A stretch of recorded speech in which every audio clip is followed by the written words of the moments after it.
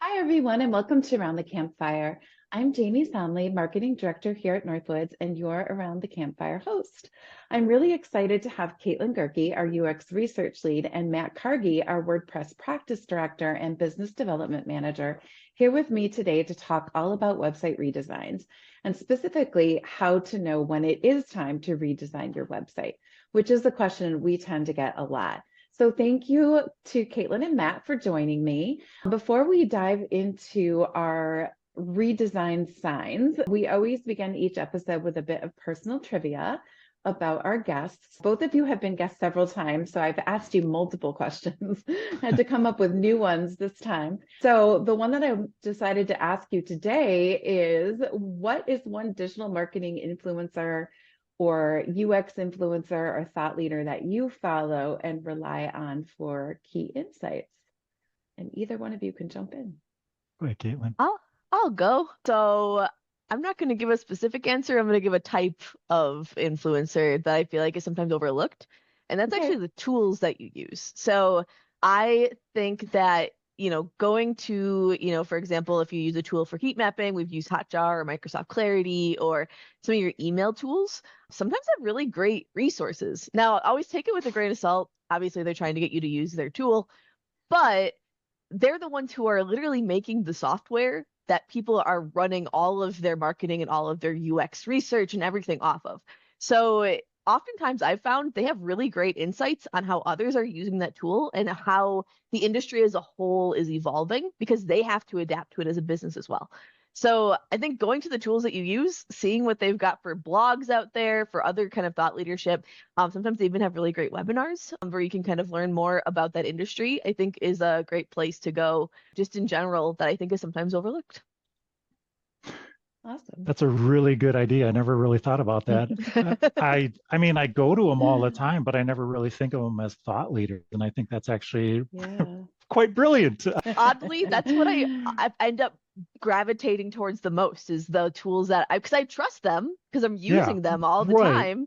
Right. And sure, you see the sales stuff in there every once in a while, but normally really great insights. And I found the way I use that tool changes, and I tend to use it better and get better data from them. So it's just I think forgotten about a lot. Yeah, that's a really, naturally. Really good point. Yeah. Mine's not as like earth-shattering as Caitlin's is. I don't have a specific individual. From the WordPress world, there is a group called WP Tavern. It's just wptavern.com. Tavern like a bar. I don't know why it's like it's free as in a beer, and I don't know why that's their tagline, but whatever it is. But it's a wonderful site. It's an actual wonderful site. They've got podcasts, they've got blogs. There's a lot of stuff that they're talking about where they have some inside knowledge from like Automatic and other key influencers in the WordPress sphere, I guess you could say. And I tend to gravitate toward them quite a bit. Whenever there's something big, they'll have some type of news about it. And so I tend to go to them a lot. And I tend to also use a lot of different social media. So, I'm still on X, even though it's a dumpster fire and stuff like that. I love TikTok, and I look, I find information there as well. And so there's not like a specific person. There's just like a collective of people and groups that I get a lot of information from just for WordPress. I love that. Well, I feel like that's the way to think of it. Like I use social media all the time for that stuff too, because it's less about what one single person thinks and more about like the larger conversation around it that I find to be more helpful than anything. Getting multiple opinions. Yeah. It's always bigger than one person. And there's people out there, but that, have really good information that they share and stuff. But I feel like I'm more in line with John Q or Jane Q that's building websites on a day-to-day basis. And I get a lot of information like that. So that to me is much more helpful. Yeah. Agreed. Awesome. Okay. Let's get into it yet. I know we haven't even gotten into it yet. So let's do that. Let's dive in. So today's topic is when to know it's time for a website redesign. And so we'll dive into a few areas that marketers should pay attention to in making this important decision. The first one being, what essentially amounts to the cost of doing nothing, which I think sometimes we don't think of. It's more around this idea of technical debt, Matt, that you've spoken about. And I know you've talked with our team internally a lot about technical debt, with clients about the issue of technical debt. So can you explain to everyone kind of what is technical debt and how can that kind of cost of doing nothing and racking up that technical debt, affect their organization? Definitely. So defining technical debt first often is what I have to do when I'm meeting someone for the first time. And the analogy I like to use is like if you're a homeowner, you've got to take care of your house, you've got to do the normal, you got to clean your house, you've got to do the normal maintenance. And if your furnace goes out, you got to get that replaced or fixed and things like that. So if you don't do those things, your house will start to fall apart and not, just not be a house anymore. And that's the same thing with websites. And a website is a collection of software and servers and other elements that all work together. And if you don't do the routine maintenance on those items, you can get into a lot of troubles from all sorts of troubles. So I guess the thing that I would like to say is when it comes to technical debt, it's hard to understand you have technical debt unless you start to see like warning signs, I think is the best way to say it. And so some of those warning signs are just like escalating costs. And the easiest way to be like, well, what does that mean is, well, does it take you longer to do something that was really easy to do?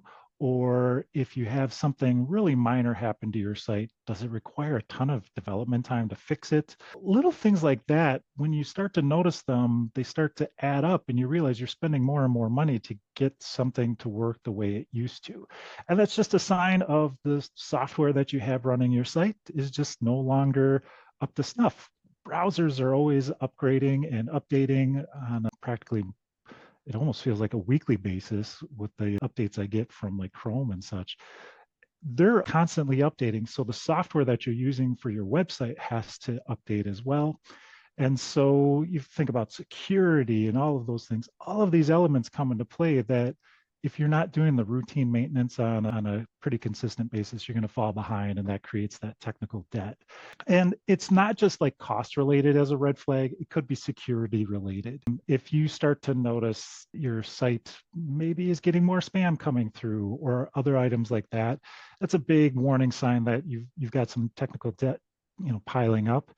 And the worst case scenario, which you know immediately you have technical debt, is if your site gets hacked or goes completely down and you can't access it or anything like that. And you don't want that to happen. I've usually have like 1 to 2 clients a year that reach out, well, not clients, but people who haven't been doing anything, they reach out to us to help them. And it's just like, everything's down, oh my gosh, the world is coming to an end. And it's because they didn't run the updates or they didn't maintain their servers or all those sorts of things. So that's the number one side of you need a website redesign if everything comes crashing down, right? So that's one thing, but also just the little flags that come up are important to understand too, that you should really focus on. Maybe we do need to either a redesign or maybe we update a few things just to make sure everything's working the way it should. Yeah, I love the house analogy because that's a perfect analogy for technical debt. Because I think sometimes when people buy a house, they're like, well, I have money to buy the house, but do you have money to actually maintain the house? And are Right. you going to be able to Right. fix it up and focus on the things that need attention and care? So Exactly. yeah, that's a really good analogy. Awesome. Caitlin, another area that often indicates redesign is necessary is when it comes to UX, the user experience. And can you share some of those kind of UX related issues that are red flags that people should be on the lookout for? Yeah, for sure. So I'm actually going to steal Matt's analogy for a house because I love that.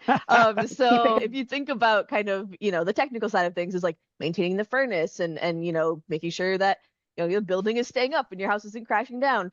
You can think about user experiences, what it's like to live in a house when those things aren't working. So if your furnace breaks and you don't keep it up, well, you're cold and you gotta like, shiver your way through your house or pile up on blankets. Or if your microwave breaks, well, you can't make your popcorn or whatever you want to say. And that's like the user experience side of it. It's not, maintaining the back end of it like you would be doing if you were running the website. It's what is the experience like for the people who are actually coming to your website, and can they get what they need to from you?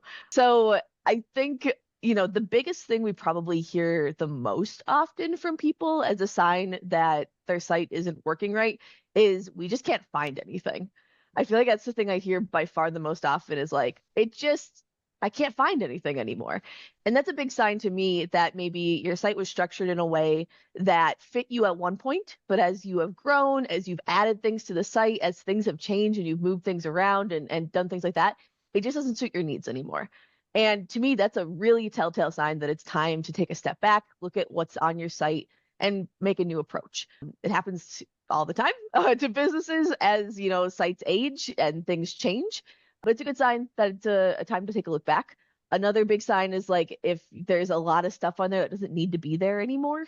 So like old documents, old events, articles from 15 years ago, probably a sign that that stuff is adding up and, could be used to kind of, it's time to take a look at it and maybe clean things up and make a better user experience. Another big sign, probably the other big thing that we hear in addition to navigation, is drops in traffic and drops in conversions. Say you've got a contact form on your site, and that's the big thing you want everyone to do is you want them to come to your site, they want them to learn about you, and then you want them to fill out the contact form. And maybe that form is getting a lot of submissions, and now they've dwindled and dwindled until the fact that, you're not getting people to fill out that form anymore. Well, then your website really isn't serving your needs. It's not doing what you need it to do for you, and it's not serving the goals you have for it. So that's a pretty big sign that it's time to kind of take a step back and figure out why people aren't filling out that form in the first place. The last kind of big thing I would say comes down to design. And I think that people don't always think about the way that a site looks in terms of its impact on the user experience. You think more about, its navigation and things like that. But the way a site looks has a huge impact on their perception of you as a company. I was talking to someone in the last year or so. It was a customer, and they said that at one point a site looked out of date and they weren't even sure if the business was in business anymore because of the way the site looked. So to me, that's a big, if someone comes to your site and they're thinking, are they still operating? That's a pretty not what you want them to be thinking when you come to your site. That's a huge red flag. Yeah. That's a huge red flag. And so if your site just starts to look out of date, design trends change, looks change over time, that can impact someone's perception of you and their overall user experience on the site as well. So it might be a sign that let's take a closer look and see what else isn't working quite right and make it kind of fit what those users need. And if you were to tie that back to that house analogy, it's like the equivalent of going into a house that hasn't been touched since 1973. And you're like, oh my gosh. Yeah, it still has wood paneling and orange carpet. Right. Look at this light pink bathroom tile. Right. Oh, beautiful. In the home world, you can be like, oh, it's got good bones. There's a lot to do. We can do with it. But in the web world, you don't have that. And Caitlin, you're 100% right. It's like, oh, are these guys even in business still? Is this just lingering from, a time long ago? Right. So yeah, that's huge. Yeah, that's a really, really good point. Yeah. I love this house analogy. Okay, we're just gonna have to keep this going now. Yeah, exactly. Maybe we can expand it into this next question that I have for you. Okay.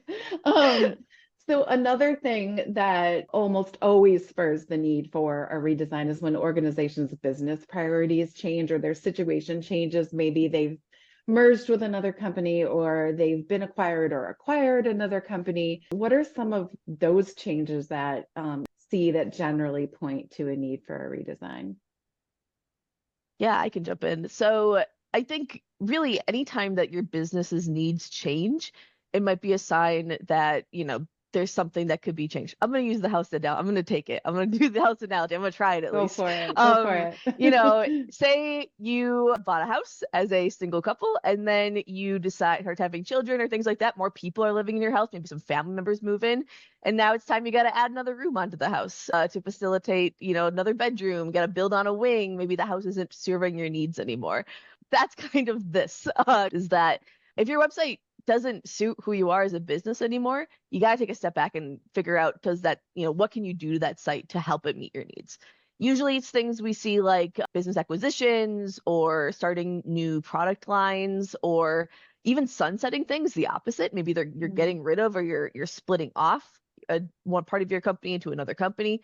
Basically, what you want your website to do, in addition to like driving leads and things like that, is to serve as sort of a snapshot of who you are as a company. And you can do that through the design of the site, the content on the site, even the navigation of the site, because they all build that perception of who you are when someone comes to the site. So I think if you're changing who you are as a baseline, that's a sign that you probably need to change your site to fit that as well. The other thing I would say that comes up a lot in terms of kind of business needs changing is branding. If you're going through a rebrand or updating any of your branding in any certain way, it goes back to that design preferences again. You want to make sure that everything matches. So if you're updating your branding in one place, you got to make sure you update it everywhere. And a big piece of that is your website and making sure it fits with that new brand that you created as well. So I think really anytime you're making even small changes to your business, you should be thinking about how that impacts your website, and if it's time to take a closer look at how that website is going to be impacted as a whole. Nice. Well, my head immediately went to the Brady Bunch, and I thought, oh, maybe she's going to mention something like that, like combined families, That for works the house too. You need some analogy. more rooms. You You got to got build up the 4 people moving house. in, 3 kids Yeah. and a dad or mom. Yeah. Maybe I'm your dating. cats need their own room now. You've got so many Right? cats, Yeah, they might need their own playroom. It's a thing. Oh, goodness. Okay. So, Matt, you kind of referenced this earlier, but maybe we can dig into it just a little bit more. So, I know, a lot of organizations struggle with not being able to update their own sites, or not easily being able to update their own sites. Does having a site that's really difficult to update and manage always mean that you should redesign? No. It depends. So let's think of the house analogy here. Hey, your furnace goes out. Do you need to blow up your entire house and build a whole new house for the furnace? No, you replace the furnace, right? Same thing with, like, maybe you take out the cabinets out of your kitchen and put new cabinets in, but everything else is the same. You essentially can do the same with a website. What we often come across is someone will, an organization will come to us and just say, like, we can't. I'll use an example. Let me say this. I just had an individual organization come to us and say they couldn't change the copyright year in their footer, and they could not figure it out. And that small little thing that they wanted to do to their site was an example of how everything is with their site. They couldn't do anything with it. If they wanted to add a page, it required 20 extra steps just to get the page up and then put content in. And so they're just like, we like the look and feel. We're still getting conversions on it. Our brand is the same. All the things that Caitlin brought up, we're still good on all those. It's just we can't use the site. And so what we often will do is what we call a lift and shift, or a replatform to some technology that's a little more stable. Most of the times when an organization runs into this issue where they can't do something with their site, they can't add content or whatever it is, they tend to have a problem with, in the WordPress world, the theme that is running their site, or maybe there's some custom code. Other platforms that might not have themes, it might just be custom code that's just gotten antiquated and doesn't work anymore. And so you've got to really look into, how do we fix that? In the WordPress world, for us, it's just, there are tools that we can use that can create the same exact look and feel, maybe tweak it a little bit, but it can create the same look and feel with much stabler plugins and themes and things that are going to just last for the long haul. So, like I mentioned, we call it a lift and shift, where we're just lifting everything and shifting it onto different technology, or a replatform. But it's not a full-on redesign, because a redesign, you can get into a lot of different things where Caitlin's team gets involved with user experience strategies and all those sorts of things. And then you start talking about prototypes and designs, and there's several steps for a redesign. A replatform is essentially just moving things over and keeping pretty much what you have already. And that can be a very cost-effective way to just get your website in a much better spot than it was. So you don't always have to do a redesign. You can do other things to fix what you have, and it could be significantly cheaper in the long run. Yeah. The one that's thing I'd really also add on to that is that you don't have to always do an overall redesign. If maybe, most of your site is fine, but there's like a section or a Yep. page or something that just doesn't work the way you want it to, you can just dive into that, change that one page, and keep the entire rest of the site the same. It's all about kind of knowing what the actual issues are and, diving in and focusing on, is it a holistic problem or is it just a problem with this page? And would we just shifting things around solve that problem without as much effort? And that's a really good point, because it's like, if you start to run an advertising campaign or something, and you're directing people, users to a page, the call to action just isn't working or things like that, that's another area where it's like, well, you don't have to start from scratch. Maybe we change the color so it stands out more, or maybe we add a different function to it so it just makes it easier for that user to do it. So a lot of good things there. Yeah. You can redo your kitchen without building a whole new house. Yes, exactly. Exactly. It works for everything. Way to bring it back. It does. I like It just that. works. It does. Oh, that's awesome. Well, once a marketer has recognized the need for a website redesign, we all know that getting budget to support it becomes a really huge issue that we see Yes. a lot of Yeah. organizations struggle with. And because that's such a big topic in and of itself, we're actually going to dedicate an entire episode just to providing tips and insights to help you effectively sell your digital projects to executives. So more to come on that. Matt and Caitlin will be my guests for that discussion as well. So watch for that episode to come out soon as well. Are there any other high priority signs that we haven't touched on yet that are important for marketers to watch for? Something that I can think of that we might have danced around a little bit is just competition. Like, what are your competitors doing? In the sense of, do they have something entirely new on their site that sets them apart from you, whether it's functionality or content, maybe a blog or whatever it is. Always being mindful of your competition is an extremely important thing, because from a website's users, like their view of things, everybody's kind of even, right? When you're looking at sites, and it's the little things that can make all the difference in the world. You might be the greatest company to create the greatest widget of all time, but if your site looks like a 1973 house, well, they're not going to really want to go with you. They're going to go with someone who might have more functionality on their site or more content and things like that. I think really looking at your competition, seeing what they're doing so you can level out that playing field with, from your website to theirs, just to make it like an apples to apples comparison with the competition is key. Then you got to think of ways to, hey, make it better. What can we do to really improve our site to really knock them off and have people come to us? So that's one thought there is really the competition side of things. I don't know, Caitlin, if you have an idea too. I have another one, but to talk about, I think competition is an awesome point, and I think it kind of relates to the fact that websites are sort of now your digital or virtual storefront. Like, I feel like we Yes. used to talk about it in terms of physical businesses, of like the experience to go somewhere, and like, I think of it, I tend to think of, I'm leaving the house analogy behind with this one, but I'm gonna go Yeah. out here. There's a couple different grocery stores I can go to, and I know which one is gonna provide me the better experience when I go there. I know which one's gonna have even things like, ignoring what they sell, but like the lighting is better, the look of the store, it looks cleaner and things like that, versus the one that looks a little bit dingier and gives me a worse impression. You kind of get that from your websites too. It's someone's first impression of you is how easy it is to find out who you are on your website, regardless of what it is that you do and what you're actually providing them.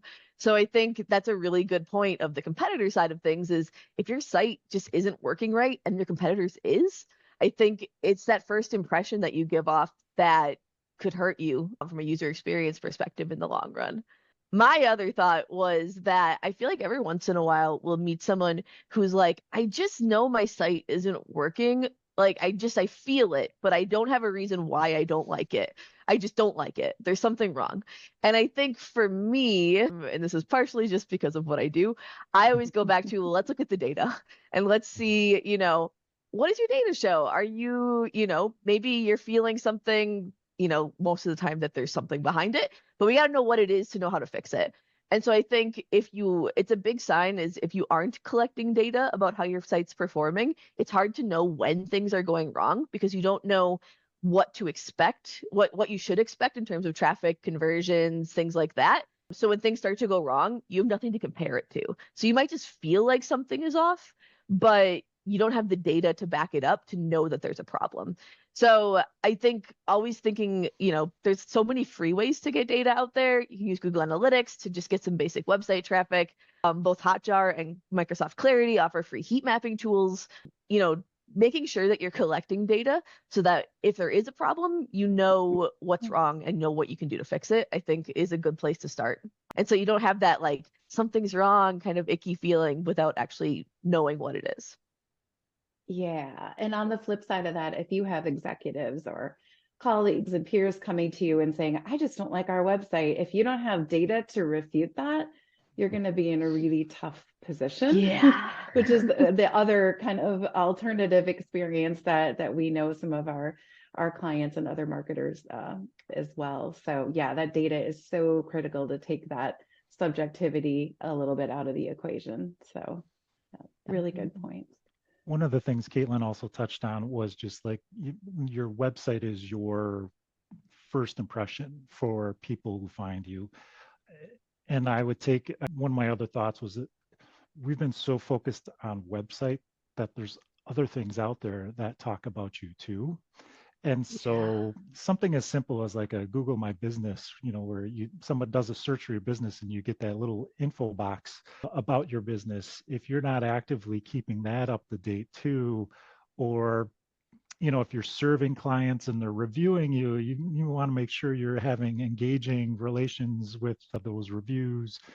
Having the right phone number and address, all those little things just add up.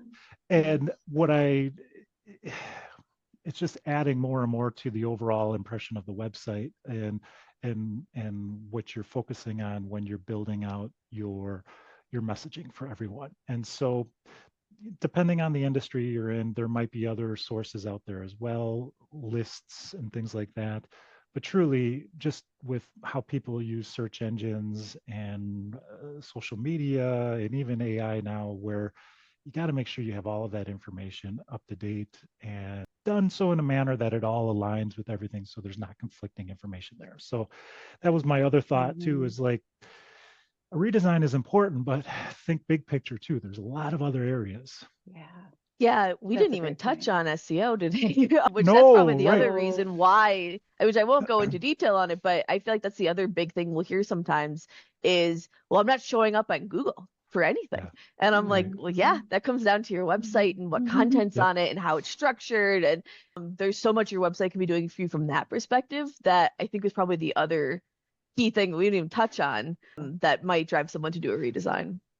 But to be fair, like so many people talk about SEO and there's so Yeah. many different voices out there and a lot of noise about all of that stuff. And yeah, it's extremely important, don't get me wrong, but there's all these other elements too that you really have to consider when you're thinking about a website redesign. The executives are going to be like, oh, I want to be first on Google or whatever, that's going to be their focus. But there's a lot of other things that a marketer needs to understand or needs to have peace of mind to be able to make the decision on how to move forward with stuff too. So yeah. Right. Yeah, I would say if you are doing SEO or ads, I think that's also a good sign that, if we sometimes will talk about that's all great at getting people to your site, but if they can't do anything once they get there, then it's kind of all for nothing. So if you're investing in ads or SEO or lots of social media where you're driving people to your site and your website experience isn't serving those users, you're basically wasting your time because they can't actually do anything. Right. So I think that's another thing I would think about in terms of a redesign is your site serving those other marketing efforts to their full capacity? And if not, let's look at what we can do either on those pages or as a site of a whole. to better serve those efforts. That's an excellent point too. So much to think about. So much to think about. This is why we have this entire episode dedicated to this topic. There's a lot for sure. So, well, Caitlin and Matt, thank you both for joining me today and sharing all of your excellent tips and insights to help marketers identify when it is time for a website redesign. Tons to think of. We really appreciate your time. And thanks to everyone for tuning in. If you've joined us for the first time, or you just want to catch prior Around the Campfire episodes, you can visit our podcast playlist on YouTube or visit our website at nwsdigital.com/around the campfire. So thank you all for tuning in, and we look forward to seeing you around the campfire again very soon. Thanks again, Caitlin and Matt. Thank you.